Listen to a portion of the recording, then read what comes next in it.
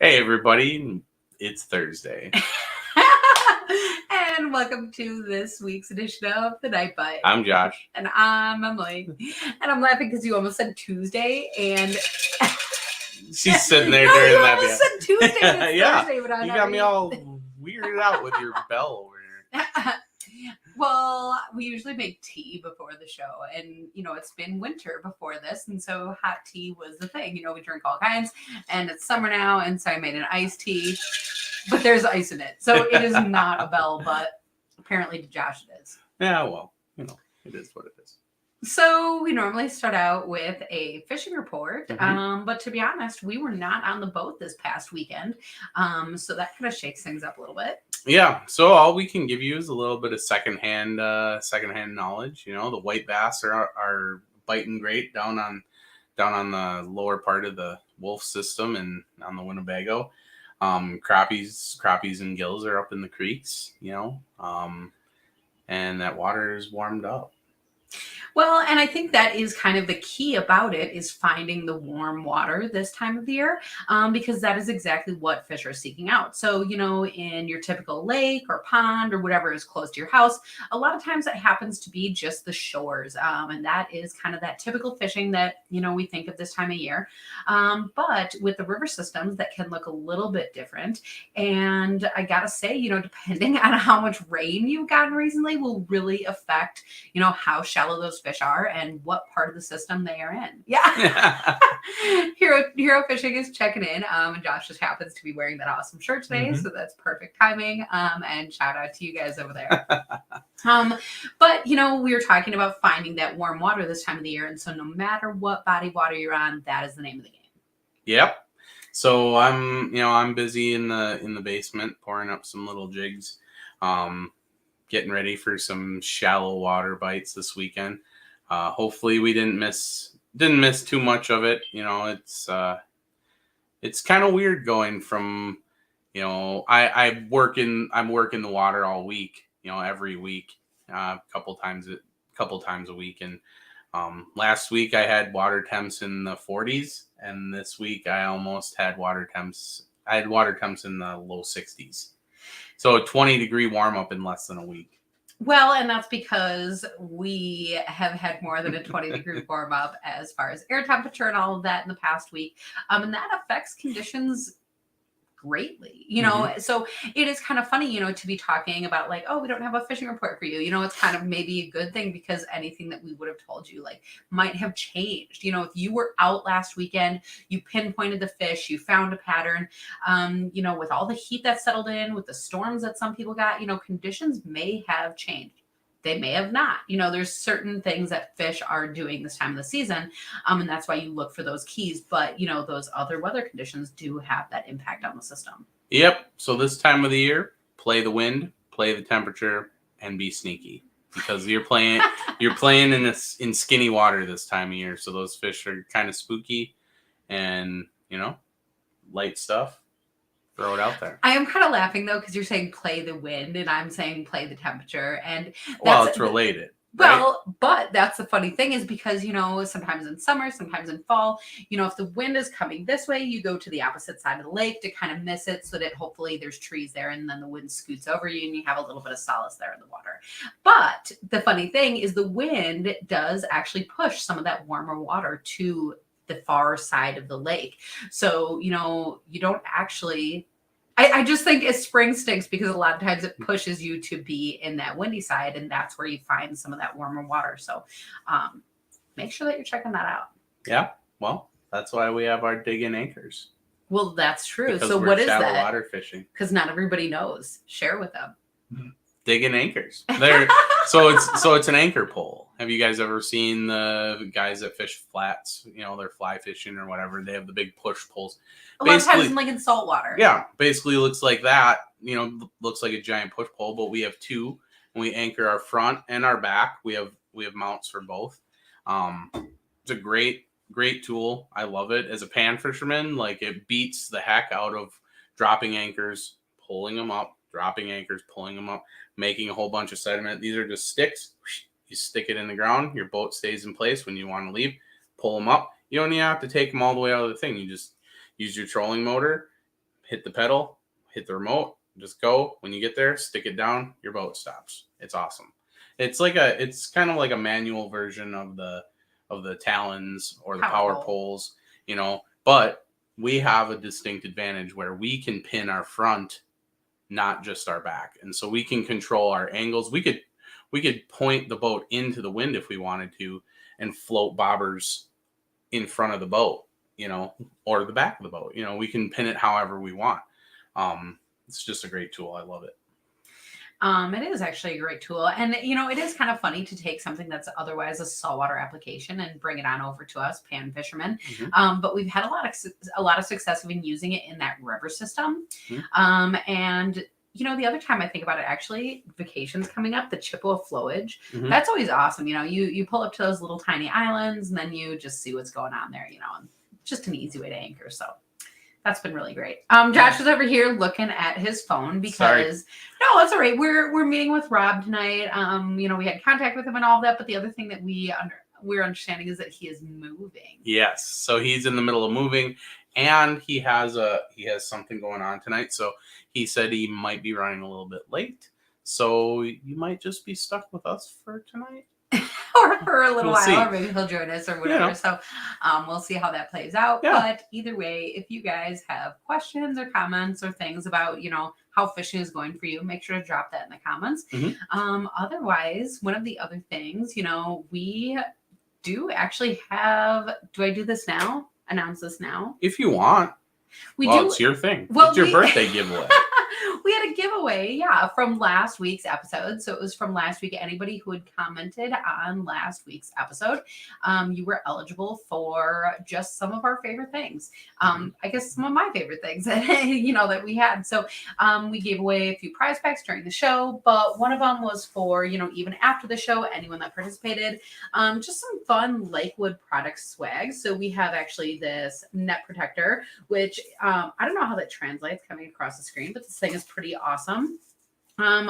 Definitely helps with what do you call it? Like when all the screws are in there and stuff, so it doesn't scratch your boat. Yeah, awesome. It puts a cover over the yoke of the net, so then you won't hit the gunnel on, especially on those fiberglass boats. You don't want all those hardware scratching up your boat, and it provides a nice holding point too when you set it down on the gunnel of your boat and there's a fish in there. You know, it's just a nice little extra. You know. Yeah, absolutely. So we do have that to send out. And we do also have, last time I brought my mug with me because this is like one of my patented items I put this around my coffee mug and it's stayed ever since. It will hold many of your other beverages, water bottles, a beer, like whatever you want. Bottles, probably better than cans because it's one of these tall koozies, but it also does have like a pretty sweet handle on the side and a clip. So wherever you're going, that's why it sits on my coffee, is because then it comes with me too. So just some fun things there. And let me pull up just to make sure that I get the name right. Dave Kelly. So I don't even think that we have connected with you yet. So this might be new news and I don't expect you to be watching, but if you are, then hey, congratulations. Otherwise, we'll definitely connect with you after the show to get your address and stuff. And then we will send that out to you. Yeah. Awesome. With that, you know, we were, you know, it's going into open water season. I guess we've been fishing for a while, but I guess the way that I'm saying that because, you know, we were fishing walleyes for a while and panfish season is coming up. So it is kind of that time of the season where I'm going through my tackle boxes and arranging and rearranging and all of that. So look at your face. How's that been going? It's the same every year. You know, we always talk about, during the winter time, I'm going to get all my stuff stocked back up and I'm going to organize it and this and that. And then, we're ice fishing. And then spring comes and then you're like, oh crap, I got to get all my walleye stuff together. And then all of a sudden walleye's done. It's like, oh crap, I need to get all my panfish stuff and organize my tack box and all the winter stuff that I was supposed to do. Yeah, it just, same thing every year. Well, and it's kind of funny because one of the things I've become so conscious of is how much of my equipment does transition from the ice season to the open water. And I think a lot of times people can get really stuck in that mindset of what is ice, what is sold literally with snowflakes on the package versus what is sold with that open water shown, but I mean, I think that's the thing is, any time of the season you're matching the hatch, and sometimes that is by size, but sometimes you go by, do I say like action of the bait, and so sometimes spoons and stuff, you don't want to forget that in open water season, because there are times of the year where that just works. Yep. Using spoons, especially in deeper vertical presentations, are really good for panfish, even in the open water. And that's one of the fun things about panfish and crappies in particular is that, let's face it, we're all kind of gadget collectors, right? We all like collecting cool things. We don't all use every single thing in our tackle box, but it is cool to know that we have it there if we want it.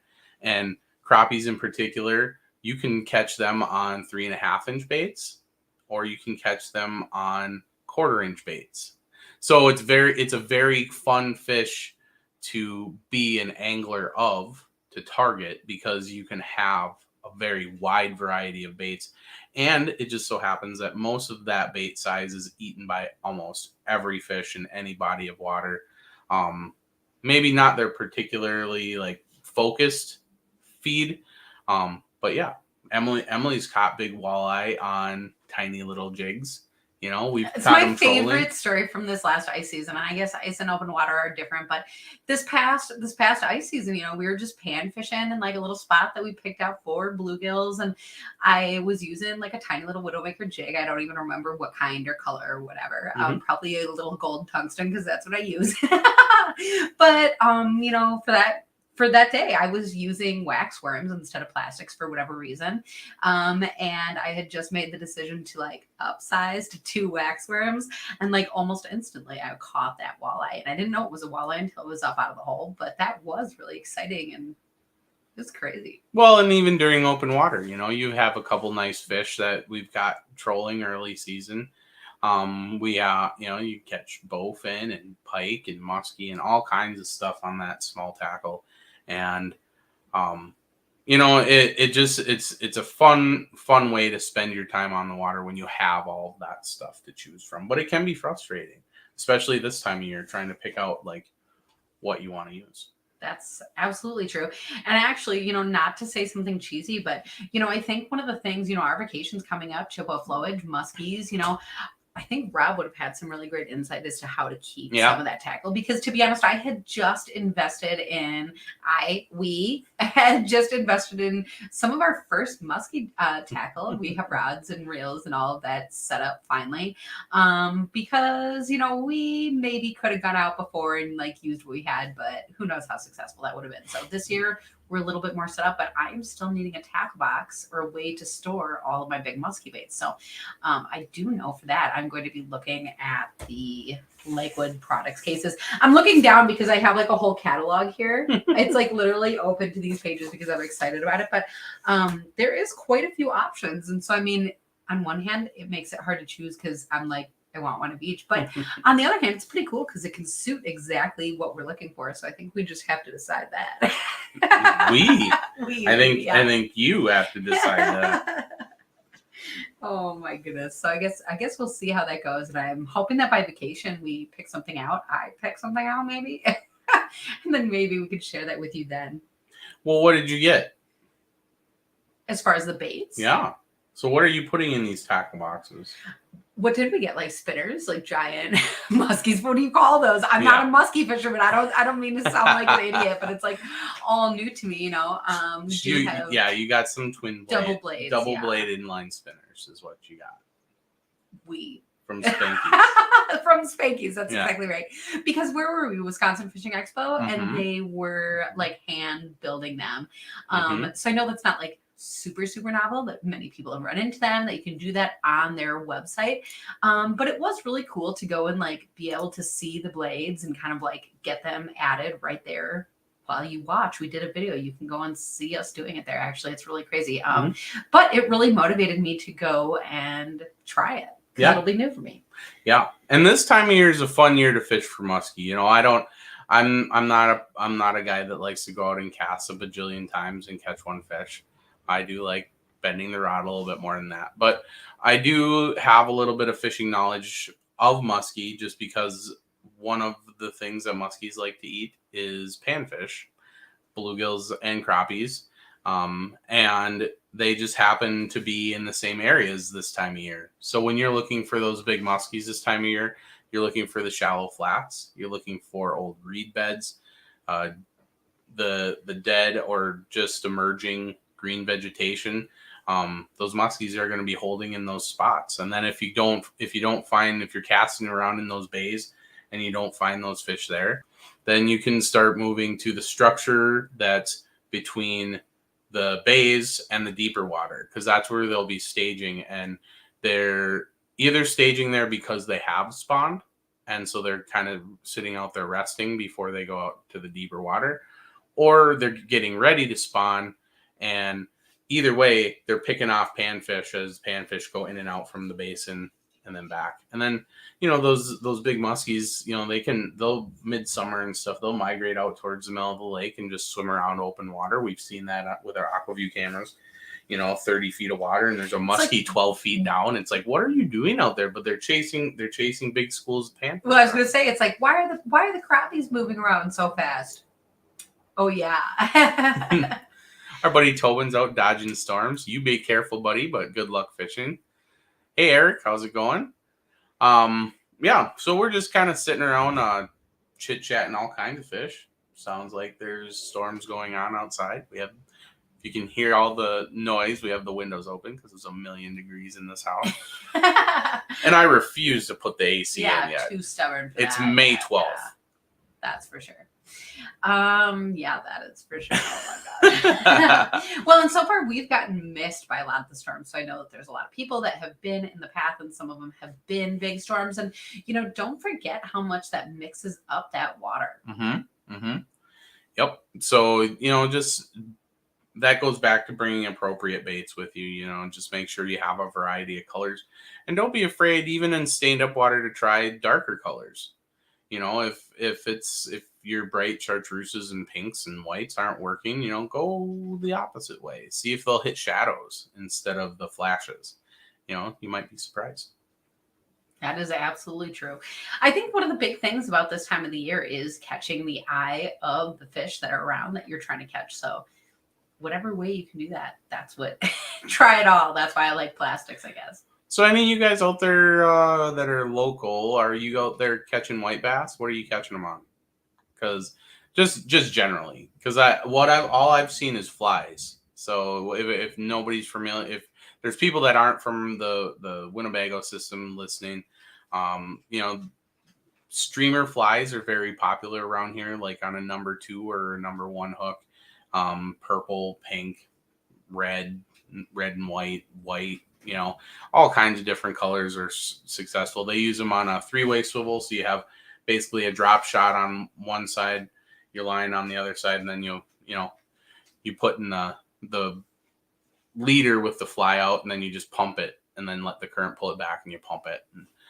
But our buddy Eric, is it anything shiny? Oh, that sounds Where awesome. Have you heard that before? Yeah. My white bass guide here is taking me out for white bass here pretty soon. So I'm pretty excited for that trip. I booked it a long time ago. I've just been waiting for it to be available to bring me. So we'll see how that goes. No, I think that's a thing, though. I mean, I don't want to eat my words. I'm far, far, far from an expert, because that's the thing is, honestly, like, I can't say that I've ever rocked it at white bass. Like some people, you see the coolers and coolers and coolers of fish, and it's kind of like mind blowing. And I think that's one of those times, so often we say, like, don't get stuck in what you think that you have to do. Because like Josh was saying, everyone says that you have to pull flies. But I too have heard that anything shiny works. So I'm thinking like a little tiny bladed bait, like a jig with a blade. What do you call those? The beetle spins. Oh yeah, you could use that for sure. That's not what I was thinking of, but that would probably work. Well, what perfect. Are you thinking? What are the little ones with the head with the spinner like right on it? You're talking about like the horse head jig, or a branded name would be a Road Runner. There you go. That's what I was trying to think of as the Road Runner. But I always even wonder, like, if I had a really shiny, glittery plastic with like a curly tail, I don't know, like, is that one of those times that you just need to catch their eye? That's what I've heard. So that's what Josh always says, like, oh, you say, I don't really know what I'm doing. Oh my goodness. Good evening, Anthony. Eric saying a silver minnow, like a plastic, or I actually need to go and get minnows because I am not good at keeping them. No, that might be a little spoon. Oh, I think there's a spoon called a silver minnow. Yeah, we're gonna have to get out with you, Eric, because you have some things that you can teach us. I bet, and we can we'll pay you in plastics and laughs. High fives. Oh yeah, he's saying yes, it's a spoon. Okay, so that makes a lot of sense. Hey, we were just talking about don't put those away from winter. I guess it's a different kind of spoon. But that's an interesting point because I don't know. I have some like little trout spinners. Well, I guess in the river that would probably just get swallowed up in the current though. That's the thing is you got to play that. Yeah. Well, you could probably peg a weight to it, like a bullet weight. You could Texas rig a rooster tail. You're good at doing weird things like that and catching fish. Didn't you trolled a rooster tail one time? And it worked. And it Boy, worked. did it work. Because it's the kind with the little propeller. I like the one with the two blades, the propeller head versus the just single blade. They're hard to find. I think they're just sometimes in our area because there's trout streams around us. I guess we don't do that enough, but yeah, that's true. Anything that trout eat, there's other fish that will eat that. I tell you what. That is awesome. Mm-hmm. But I am kind of looking to try white bass one of these years. Hit the run, see what we can do. I'm catch and release. I have no reason to keep a cooler full of fish, but if you want to come out there, meet us. Well, the hard part about the white bass is it always coincides with other panfish, right? They're very similar spawning temp. So the run, kind of corresponds with the lake spawn, and it's really hard to choose. And by this time, like, I've been going like this for walleyes for like what seems like a year. So I'm ready to catch something else, and maybe we should do that this weekend. I don't know. Should we do that this weekend? Otherwise, we're gonna go panfishing. I don't know.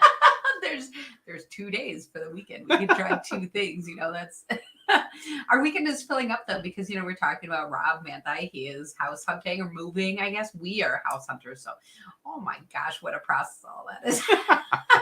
Hopefully, we're gonna have some new water to fish one of these days. Mm-hmm. Mm-hmm. We'll find out. So what else? To be continued. Other than that, just a reminder to people that, we do come live to you each week. Each Thursday is our Night Bite show. We talk to almost anybody. If you guys do have, different favorite fishing people or tactics or things that that you want us to talk about, at any point, just get a hold of us or put that in the comments because we would love to line stuff like that up. But a few other kind of fun things is we do come live to you on Facebook, like many people join us. YouTube seems to be a very reliable source. One day we had a hard time with that uploading to Facebook, but YouTube went just fine. So, if you're looking to really meet us each Thursday, you can find us there. And kind of a new thing, live to you on LinkedIn as well. And if those virtual options are not enough, you are welcome to also download these as podcasts and take all this fishing knowledge with you as you're traveling to your different destinations throughout the spring, summer, fall, I guess, whenever you're traveling. Yeah. And that's that's one thing that, you were touching on, having some viewer input. I think that's been some of our best shows is when we get somebody or a few people on board with a topic and we can really hit on it because that's kind of what makes this show fun, right? Is that it's kind of like raw off the top of our heads. There's nothing really scripted. We're not a commercial by any means. We just like to sit and talk about fishing, and there's a bunch of you awesome people that like to come and hang out with us every week. So, so if you guys have any person or anybody or any topic, any person, just message us. Emily's always on her phone. I'll check mine a couple times a day. No, but seriously, like, well, just message us. Like, it's super cool when we get to talk with you guys and really hit on topics that you guys want to hear because, sometimes we're just like, oh, I wonder if anybody really wants to hear about crappies again. I never get sick of hearing. Yeah, about I know, crappies, me either. That's I get the tired problem. about Is crappies other all day. people bite. Yeah, it's hard to say. Mm-hmm. Oh my gosh. So with that, we do have quite a few weekends of fishing coming up. And I think that some of the best fishing is indeed coming up. So wherever you guys are at, hopefully you have a plan. I know Minnesota has their fishing opener this weekend. So gosh, it's funny because some of their lakes still have ice that's melting off of it. So when you hear terms like ice out and fishing opener, just make sure that you are still like watching out and being prepared because it's so easy to just kind of like get into summer mode and forget about some of those things. So, Oh, here we go. Perfect. do we use crappie scrubs with any luck? Yes, and we should probably pull those up because if you're outside of the crappie world, you probably aren't familiar. So let me just pull those up. Yeah, that's a good bait for the river system, honestly, because it can mimic a minnow or a bug or a crayfish. Excuse Josh, my hen pecking here. He was trying to talk and type at the same time, and then that's pretty hard to do. Let's see. Oh yeah, look at this. So let's share our screen. That one. There you go. How about that?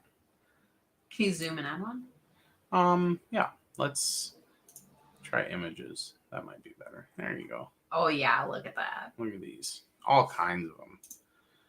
So, that's one of my favorite colors. I like that color a lot. You do make that, yeah. Yeah. No, these are great. These are great little crappie baits. You know, you can you can do all kinds of stuff with them. One of my tactics that I don't use a whole lot, but I do, especially this time of year, is there's a way to weedless hook these with a wide gap hook and a screw lock, and you can Texas rig these, and so it's a mini bass like pitching bait. And it's really awesome to throw up in the weeds. You can throw it on shore and pull it into the grass, and it's kind of like a little frog or a bug. That's a cool way to fish them. You can fish them under a bobber. You know, we've even trolled these with a little success. Well, and that's exactly what I was thinking. So I'm glad that you brought that up because the nice thing about a bait like this is you can fish it in a lot of different ways, like Josh was talking about, but think about it in terms of like speed. You know, a lot of times people will say like fish faster or like fish slower.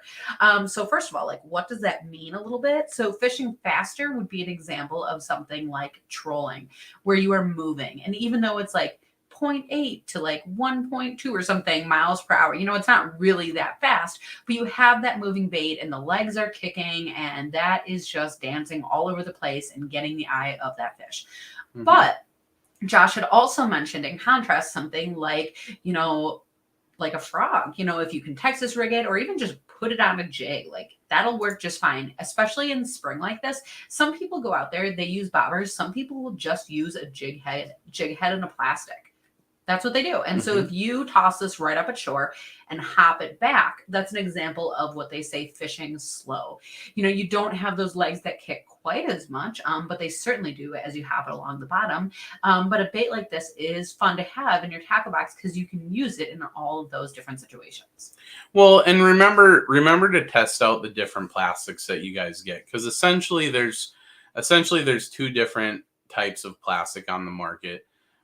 There's a floating and a non-floating, and depending on where you're getting your baits and who's making them and what temperature they're, all these different factors, they can act different in the water. So, you know, the Kalen's plastic might act different than the Mr. Twister plastic or what, you know, or a hand pour that you get from somebody might be different than something you bought in the store. So just test it out. And a lot of times you'll find that they float or kind of neutrally buoyant, and so especially this time of year, you can think of this as almost like a vertical jig with the legs being the top part of the bait. Because if you put a small weight, like you put a jig head and you use 1/64 or a 32nd, and that plastic has some buoyancy to it, the head will go down first, but the flippers, the little feet, will act like a parachute, and they'll just do this on the way down. And the slower you can get that to do that, the more bites you'll get, because you're keeping that bait up in the strike zone longer with all kinds of movement.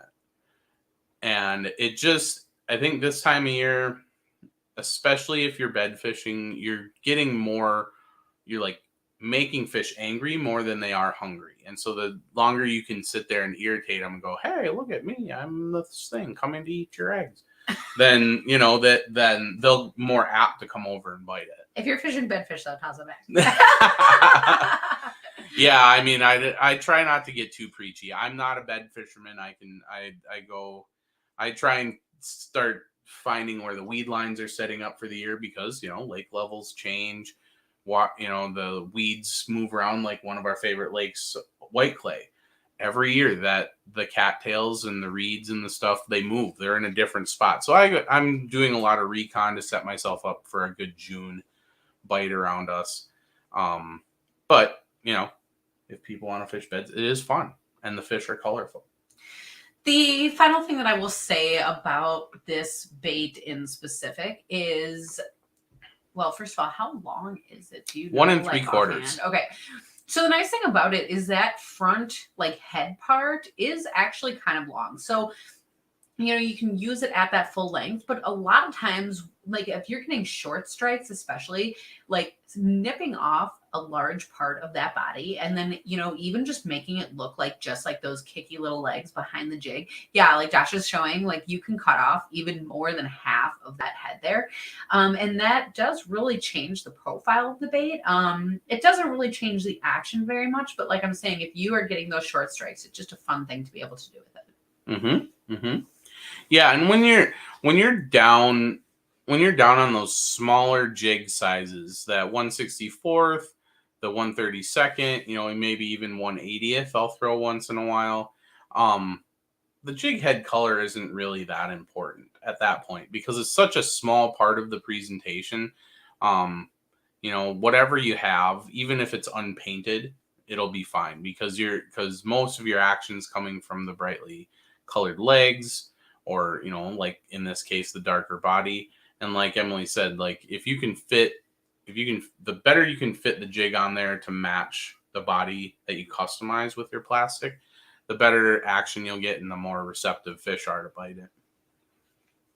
Absolutely. Yeah, that was a good question. That was a good question. I like talking baits. What other bait stumpers do you guys have for us? Well, and if you were going to pick just a few colors, because there's even a wide range on this page, gosh, even those are quite similar to each other. But, something white is always a good go-to. Something dark is always a really good go-to. And then I always do something bright. So Josh has that white, and then there's this, I'm clicking, yeah, look at that. And then look at this. If I had to pick 3 only, that might be what I go with. Well, I would probably have something like that in my box. And then I would go, if I only had 3. Yeah. I would do this one, and then I would do probably something like that, or this other one. They're pretty similar. That one, yeah, that would be one of my first. So 1, 2, and a good third one. Maybe something. Probably. Oh, I might have to go with. Oh no. Might have to go with something like. That wasn't even what you clicked on. This brown one, but it doesn't. Oh, here we go. Ooh. Tennessee shad. Yeah. Just something a little bit more natural. I think those would be my 3.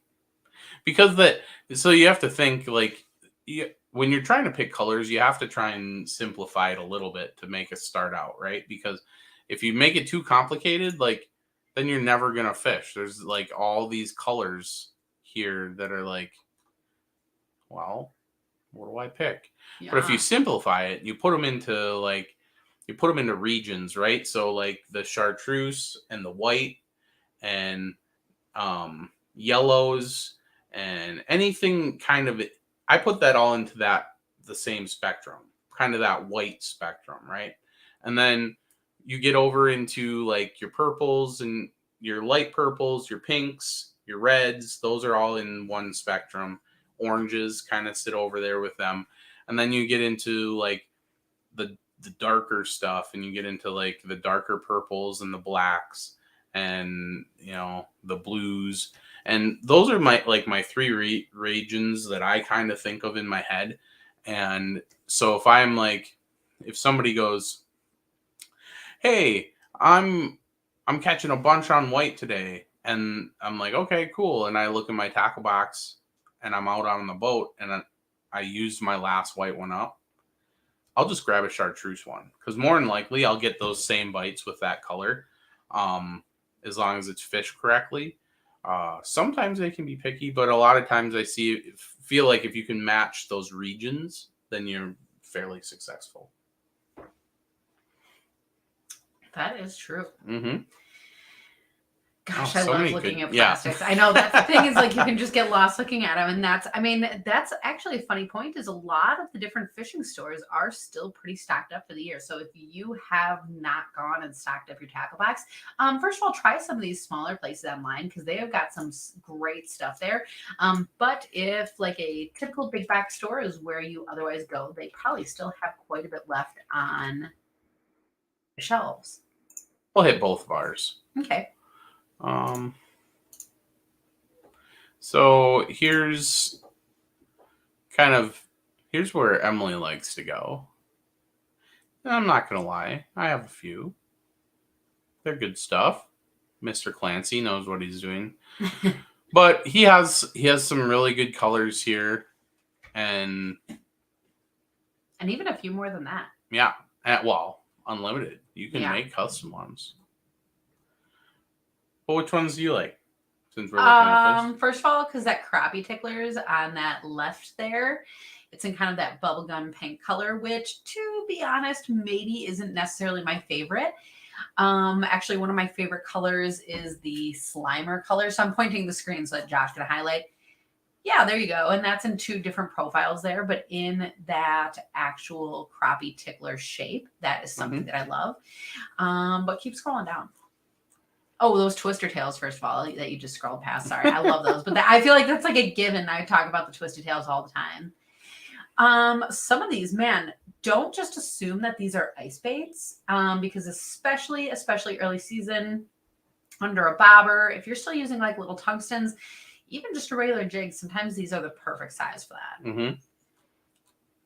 Keep scrolling down.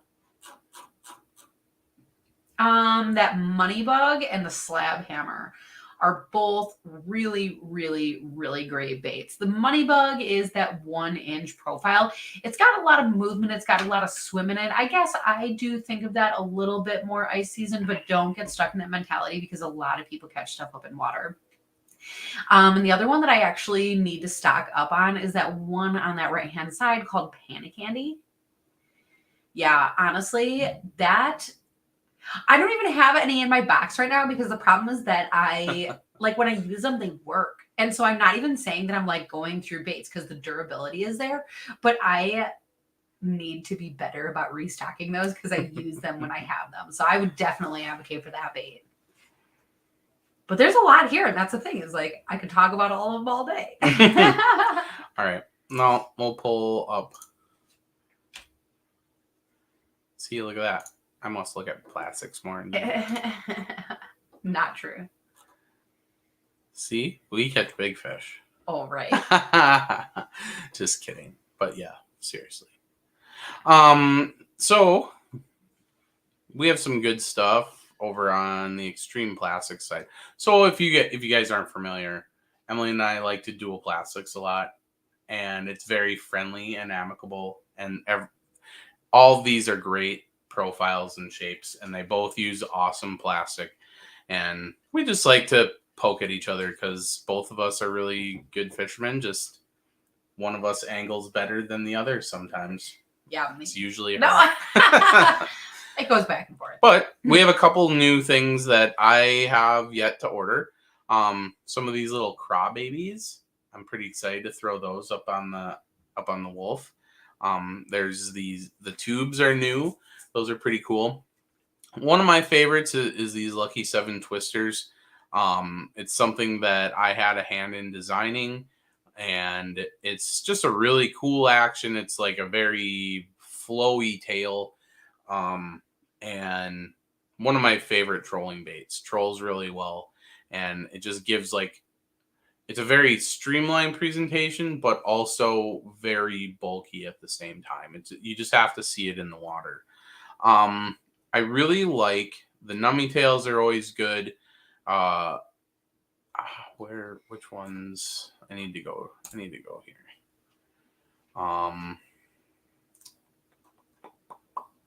I really like the Minners, but how could you not like a little Fluke Bait? And which one am I thinking? Oh, here we go. This is my all-time favorite.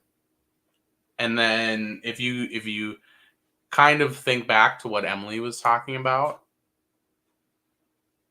and then you look at my favorite, they're very similar. But these are super versatile. You can pinch them off wherever you want to, take some legs or take some bulk off, or use the whole thing. And I put that under a float and I catch all kinds of fish. I can't tell you what colors because all of these are awesome, and I have a duffel bag full of plastics to prove it. It's true. It's amazing. It's hard to travel with. Yeah, hard to travel with. You don't even have to carry it. Oh my gosh. But if you guys are out and looking at plastics, let us know if you have questions, because that is something that we are always here to talk about and love talking about. So hit us up. Yeah. Well, and I want to take a little bit of time to apologize that we couldn't hook up with our buddy Rob. He'll we'll get in touch with him. He couldn't make it, and fish off is in order. Oh my god. he just got all caught up with his stuff, and we'll catch up with him at another time. But thanks for hanging out with us this evening, because it's always really fun to have these shows. And I don't know, we could have a fish off. Who's gonna ref it though? Somebody has to come with and ref it. Fendog will. She'll cheat. Oh yeah, right. Oh my god, right. Oh my gosh. Well, we'll see what happens. There's a lot of summer yet to come, and I don't know, that would be a fun time. So we'll see how that goes. But like Josh is saying, we do appreciate and love having you guys here, because you guys are always a big part of the fun on these shows. And so for those of you that we don't get to see on the water, hopefully we see you on next week's edition of The Night Bite. Night, everybody.